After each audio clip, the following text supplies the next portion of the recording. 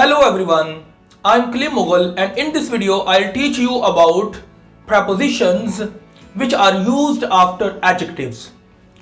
तो आज की वीडियो में हम ऐसे adjectives और prepositions के मुतल्लिक जानने की कोशिश करेंगे जो कि आपस में एक एसोसिएशन बनाते हैं, खुसूसन वो prepositions जिनको हम adjectives के बाद में इस्तेमाल करते हैं। तो हम इस वीडियो में एडजेक्टिव्स को भी कुछ कैटेगरीज के अंदर रखते हुए उनके साथ इस्तेमाल होने वाली प्रपोजिशंस को डिस्कस करेंगे। तो आइए हम देखते हैं कि जो फर्स्ट कैटेगरी है उसके अंदर जो हम एडजेक्टिव्स इस्तेमाल करने लगे हैं तो वो एडजेक्टिव्स फीलिंग्स का इजहार करते हैं। तो यहां पर ये जो एक लिस्ट है, यहां तक 18 जो पॉइंट्स हैं, ये सारे के सारे जो एडजेक्टिव्स हैं दे टॉक अबाउट फीलिंग्स। तो यहां पर हम फीलिंग्स के मुतल्लिक जानेंगे। तो उनका अब फीलिंग्स का इजहार करने के लिए हम एडजेक्टिव के बाद में कौन सी प्रपोजिशन मुनासिब इस्तेमाल करते हैं तो वो अभी हम जान लेते हैं। तो यहां देखें तो फर्स्ट जो वर्ड है हमारे पास वो है अफ्रेड। तो अफ्रेड के बाद में हम ऑफ की प्रपोजिशन इस्तेमाल करते हैं, अफ्रेड ऑफ डॉग्स। आगे बढ़ते हैं तो अमेज्ड है, अमेज्ड ये जो एडजेक्टिव है तो इसके बाद में हम एट की प्रपोजिशन इस्तेमाल करते हैं और बाय भी हम इस्तेमाल कर सकते हैं, अमेज्ड एट द चेंजेस या amazed by the changes. Next आगे देखते हैं तो अशेम्ड है, अशेम्ड का जो एडजेक्टिव है इसके बाद हम ऑफ की प्रपोजिशन इस्तेमाल करते हैं, अशेम्ड ऑफ माई सेल्फ। इस तरह आगे बढ़े तो बोर्ड ये जो एडजेक्टिव है तो इसके लिए हम बोर्ड के बाद विद की प्रपोजिशन इस्तेमाल करते हैं, बोर्ड विद डूइंग नथिंग।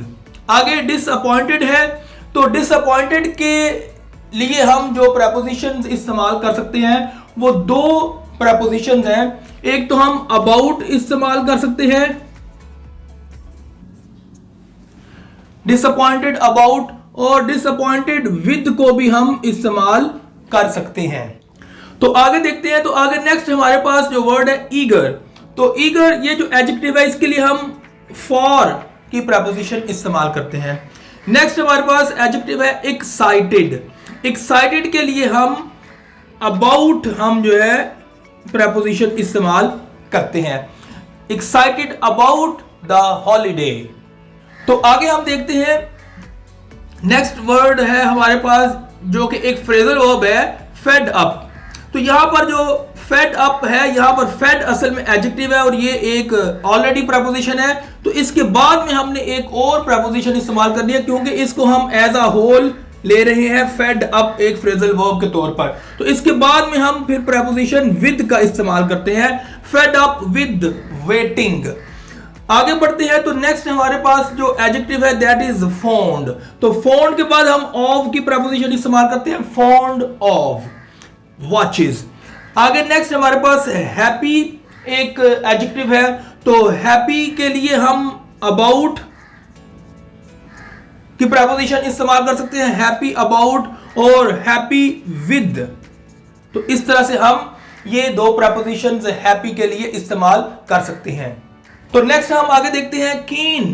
कीन जो एडजेक्टिव है इसके लिए हम ऑन, कीन ऑन स्पोर्ट, इस सेंस में हम इस तरह से इसका इस्तेमाल करेंगे। तो नेक्स्ट आगे नर्वस है। नर्वस जो एडजेक्टिव है इसके लिए हम नर्वस ऑफ फ्लाइंग। नेक्स्ट है प्राउड। प्राउड के लिए फिर हम प्राउड ऑफ बोलते हैं, proud of his work. Next है जी सेटिस्फाइड। तो सेटिस्फाइड में हम विद का इस्तेमाल करते हैं, satisfied with the result. Next है शॉक्ड। तो शॉक्ड के लिए दोबारा हम जिस तरह हमने यहां पर अमेज पढ़ा तो उसी तरह से हम ये करेंगे, शॉक्ड एट और अमेज्ड एट, ये मिलते जुलते हैं आपस में। और आगे शॉक्ड बाय। तो ये दो प्रपोजिशन हम इनके लिए इस्तेमाल कर सकते हैं। आगे देखते हैं तो सरप्राइज भी इसी कैटेगरी का एक वर्ड है। तो यहां पर भी हम एट और बाय प्रपोजिशंस इस्तेमाल कर सकते हैं। नेक्स्ट देखिए तो एडजेक्टिव है टायर्ड। तो टायर्ड के लिए हम ऑफ प्रपोजिशन इस्तेमाल करेंगे, टायर्ड ऑफ। इसके बाद हम वरीड एक एडजेक्टिव देखते हैं। तो इसके अंदर हम वरीड के बाद में वरीड अबाउट मनी ये हम इस्तेमाल करते हैं।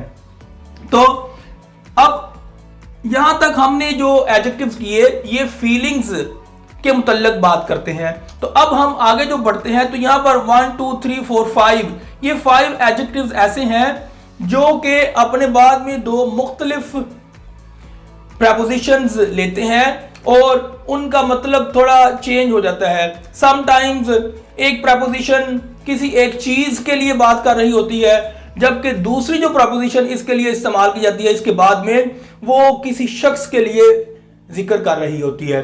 तो लिहाजा कुछ जो प्रपोजिशन हैं वो चीजों के मुतल्लिक बात करने के लिए इस्तेमाल होते हैं और कुछ जो प्रपोजिशंस हैं वो इंसानों के मुतल्लिक बात करने के लिए इस्तेमाल होते हैं।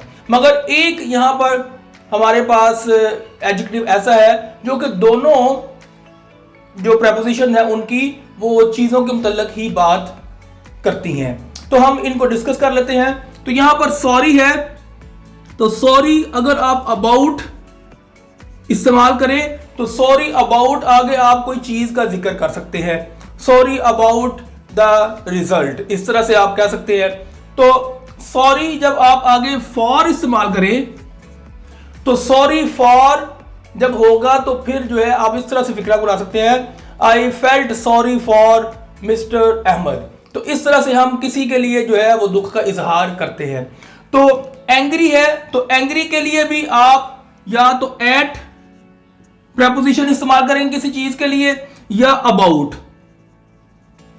ये दो प्रपोजिशन एंग्री एट या एंग्री अबाउट किसी चीज के लिए आप इस्तेमाल करते हैं, जबकि एंग्री अगर विद होगा तो ये आप किसी शख्स के साथ अगर नाराज है तो उस वक्त आप एंग्री विद कहेंगे। मसलन I am angry with mister Ali. तो इस तरह से आप एक सेंटेंस बना सकते हैं जिसमें आप एंग्री का इस्तेमाल जो है अगर विद के साथ करें तो वो किसी शख्स के साथ उसकी नाराजगी का इजहार करती है। आगे अनॉयड, ये भी दोबारा वंस अगेन अनॉयड एट या अनॉयड अबाउट। तो इस तरह से ये किसी चीज के मुतल्लिक अगर आप नाराज हैं तो उस वक्त आप एक चीज के मुतल्लिक बात कर रहे होते हैं। जबकि अगर हम अनॉयड विद करेंगे तो अनॉयड विद का मतलब है किसी शख्स के साथ आप किसी वजह से नाराज हैं। आगे नेक्स्ट देखते हैं जी प्लीज्ड। प्लीज के बाद में आप अगर अबाउट इस्तेमाल करते हैं तो अबाउट जो है वो किसी चीज के मुतल्लिक जो है वो खुशी का इजहार करने के लिए एडजेक्टिव इस्तेमाल होता है। और अगर आप विद लगा दें तो फिर आप किसी शख्स के साथ खुश होने का इजहार करते हैं।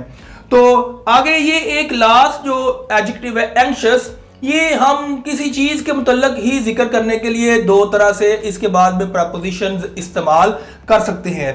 तो एंग्शियस अबाउट, मसलन I am anxious about my result, इस तरह से हम कह सकते हैं। और इस तरह से आप एंग्शियस के बाद में फॉर की प्रपोजिशन भी इस्तेमाल कर सकते हैं और वहां पर हम इस तरह का एक सेंटेंस बना सकते हैं, people are anxious for news. तो इस तरह से आपने दोनों जगहों पर इसके बाद में जो प्रपोजिशन इस्तेमाल की वो असल में चीजों के लिए ही इस्तेमाल हो रही हैं। तो आगे बढ़ते हुए अब हम गुड और बैड ये जो एडजेक्टिव्स हैं इनका इस्तेमाल जानने की कोशिश करते हैं कि ये किस तरह से इस्तेमाल होते हैं और इनका मीनिंग जो है वो देने के लिए आप कौन सी प्रपोजिशन का इस्तेमाल इनके बाद में करेंगे। तो आम तौर पर जब हम गुड और बैड को किसी शख्स की एबिलिटी के लिए यूज करें तो उस वक्त हम इसके बाद में एट की प्रपोजिशन इस्तेमाल करते हैं। तो हम कह सकते हैं good at, bad at, brilliant at, hopeless at. इन चारों के बाद में आप एट इस्तेमाल करेंगे तो वहां पर यह किसी की एबिलिटी का इजहार हो रहा है। तो आगे बढ़े हम, तो यहां पर गुड के और बैड के एक और इस्तेमाल होता है। अगर गुड जो है वो आपने किसी इलनेस या यानी कि रिकवरी के हवाले से बात करनी है, यानी कि हेल्थ के पॉइंट ऑफ व्यू से बात करनी है, तो उस वक्त आप इसके बाद में फॉर का इस्तेमाल करते हैं। मसलन गुड फॉर, बैड फॉर। हम कह सकते हैं oranges are good for health, इस तरह से हम कह सकते हैं। और इस तरह से हम कह सकते हैं smoking is bad for health. तो आगे हम एक और नेक्स्ट कैटेगरी के एडजेक्टिव्स देखते हैं कि जिनका इस्तेमाल हम एक इंसानी बिहेवियर का किसी दूसरे की तरफ जो इजहार होता है उसको शो करने के लिए इस्तेमाल करते हैं। तो ये वो एडजेक्टिव्स हैं जो कि असल में एक इंसान का जो बिहेवियर है वो दूसरे इंसान के लिए जिस तरह का हो उसका इजहार करते हैं। इस तरह के जो एडजेक्टिव्स होंगे तो इनकी एग्जांपल्स डिस्कस करने से पहले मैं आपको बताता चलूं, इन सब के लिए आप इनके बाद में जो प्रपोजिशन इस्तेमाल करते हैं वो टू होती है। तो हम यहां पर देखें good to, kind to, nice to, polite to, rude to. तो ये सारे जो एडजेक्टिव्स हैं इनके बाद में हम टू की प्रपोजिशन इस्तेमाल करेंगे और इस तरह से एक शख्स का जो बिहेवियर है वो दूसरे शख्स के लिए जाहिर होता है। मसलन हम कह सकते हैं I am good to mister Ibrahim. इस तरह से हम कह सकते हैं I am kind to mister Isa. हम इस तरह से कह सकते हैं I am nice to mister Musa. तो इस तरह से आप अपना बिहेवियर जो है वो शो करने के लिए दूसरे शख्स के लिए इनका इस्तेमाल करते हैं। तो आगे हम जो नेक्स्ट हमारे पास एक और एस्पेक्ट आ रहा है इन एडजेक्टिव्स के हवाले से, वो कुछ अदर एडजेक्टिव्स है जिनको हम कह लें कि मिसलेनियस कैटेगरी के अंदर रखते हैं कि इनके बाद में डिफरेंट प्रपोजिशंस इस्तेमाल होती हैं। तो ये किसी खास कैटेगरी के अंदर नहीं आते, जैसे कि हमने पहले फीलिंग्स के हवाले से एडजेक्टिव्स डिस्कस किए, फिर हमने आगे चलते हुए कुछ ऐसे एडजेक्टिव्स देखे जो कि सिर्फ एक दफ़ा चीज़ के लिए इस्तेमाल होते हैं और दूसरी तरफ जो है वो किसी शख्स के लिए इस्तेमाल होते हैं। और फिर हमने एक एंग्शियस का जो एडजेक्टिव पढ़ा तो वो दोनों ही जो अपने बाद में प्रपोजिशन लेता है वो चीज़ों के लिए इस्तेमाल होती हैं। और फिर हमने आगे कुछ ऐसे एडजेक्टिव जो कि गुड बैड में आते हैं उनके हवाले से उनके मुख्तलिफ जो फंक्शंस हैं उनको हमने डिस्कस किया कि गुड बैड जो है अगर हमने किसी की तरफ अगर हमने किसी बिहेवियर का इजहार करना है तो उस वक्त हम इसके बाद में हम टू का इस्तेमाल करते हैं। और अगर हमने गुड और बैड को सेहत के हवाले से डिस्कस करना है तो फिर हम इनके बाद में फॉर का प्रपोजिशन इस्तेमाल करते हैं। और अगर हमने किसी एबिलिटी को जाहिर करना हो तो इनके बाद में हम फिर एट की प्रपोजिशन इस्तेमाल करते हैं। तो लिहाजा ये हमने कैटेगराइज्ड एडजेक्टिव्स जो है वो डिस्कस किए जिनके बाद में हम कुछ प्रपोजिशंस मखसूस इस्तेमाल करते हैं। अब हम जो एडजेक्टिव्स डिस्कस करने लगे हैं इनके बाद में हम जो प्रपोजिशन इस्तेमाल करेंगे वो डेफिनेटली एक तो इनके साथ रिलेट करती हैं, मगर ये हम इनको अदर एडजेक्टिव्स की कैटेगरी के अंदर रखेंगे, यानी कि ये मिसलेनियस एक कैटेगरी है। तो आए अब हम इनको डिस्कस कर लेते हैं। तो यहां पर देखिए फर्स्ट जो एडजेक्टिव है वो है अकस्टम्ड। तो अकस्टम्ड इसके बाद में हम प्रपोजिशन टू इस्तेमाल करते हैं। तो नेक्स्ट आगे देखते हैं अवेयर। अवेयर के बाद हम ऑफ इस्तेमाल करते हैं। कैपेबल, कैपेबल के बाद में हम ऑफ इस्तेमाल करते हैं। डिफरेंट, डिफरेंट के बाद में हम फ्रॉम इस्तेमाल करते हैं, डिफरेंट फ्रॉम। फेमस, फेमस के बाद में हम फेमस फॉर की प्रपोजिशन इस्तेमाल करते हैं। और फिट जो है, फिट के बाद में भी हम फॉर की प्रपोजिशन इस्तेमाल करते हैं। फुल, फुल के बाद हम ऑफ की प्रपोजिशन इस्तेमाल करते हैं। गिल्टी जो एडजेक्टिव है इसके बाद में हम ऑफ की प्रपोजिशन इस्तेमाल करते हैं। इन्वॉल्व्ड, इन्वॉल्व के बाद हम इन की प्रपोजिशन इस्तेमाल करते हैं। और आगे देखें तो हम प्रिपेयर्ड, तो प्रिपेयर्ड के लिए हम फॉर प्रपोजिशन इस्तेमाल करते हैं। नेक्स्ट एडजेक्टिव जो हमारे पास आता है वो है रेडी। तो रेडी के लिए हम वंस अगेन फॉर की प्रपोजिशन इस्तेमाल करते हैं। नेक्स्ट है रिस्पॉन्सिबल। तो रिस्पॉन्सिबल जो एडजेक्टिव है इसके लिए भी हम फॉर की प्रपोजिशन इस्तेमाल करते हैं। Responsible for, I am not responsible for that mistake. तो इस तरह से आप एक फिक्रा बना सकते हैं। और आगे सेफ है, तो सेफ के बाद में हम प्रेपोजिशन फ्रॉम इस्तेमाल करते हैं। नेक्स्ट है जी सेम, तो सेम जो एडजेक्टिव है इसके बाद में आप एज की प्रेपोजिशन इस्तेमाल करते हैं, सेम एज। और आगे आप देखते हैं सिमिलर, तो सिमिलर के बाद में हम प्रेपोजिशन टू इस्तेमाल करते हैं, सिमिलर टू।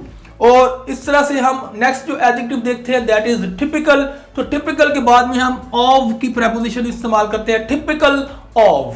तो last but not the least used, used के बाद जो हम प्रेपोजिशन इस्तेमाल करते हैं that is to, used to. तो ये वो एडजेक्टिव्स हैं जो आज हमने डिस्कस किए और इनके बाद में हमने मखसूस प्रेपोजिशंस का इस्तेमाल जाना। तो यहां पर कुछ इंपॉर्टेंट रूल जो है मैं आपके सामने रखता चलूं कि जब हम आम तौर पर एडजेक्टिव्स के बाद में प्रेपोजिशंस इस्तेमाल करते हैं तो वो जो प्रेपोजिशन इस्तेमाल होती है उनके आगे जो फ्रेज होती है उसके अंदर या तो आपको एक नाउन या प्रोनाउन मिल सकता है या फिर अगली जो फ्रेज है उसके अंदर आपको आईएनजी फॉर्म में कुछ नाउन वगैरह मिल सकते हैं। तो इस तरह से यानी कि आईएनजी फॉर्म आपको मैंने पिछले लेक्चर में बताया कि हम उनको आमतौर पर जब नाउन कैटेगरी में रखें तो फिर वो जेरेंड बन जाता है। तो इस तरह से ये नाउन फ्रेज जब होगी तो फिर उसमें वो आईएनजी फॉर्म जो है वो जेरेंड ही होती है। तो इस तरह से हम इनका ये जो रूल्स है ये भी आपने याद रखना है। तो मुझे उम्मीद है कि ये जो हमने different aspects related to the prepositions used after adjectives हमने डिस्कस की हैं तो ये आपको याद रहेंगी। तो इसके साथ ही until my next video, bye bye.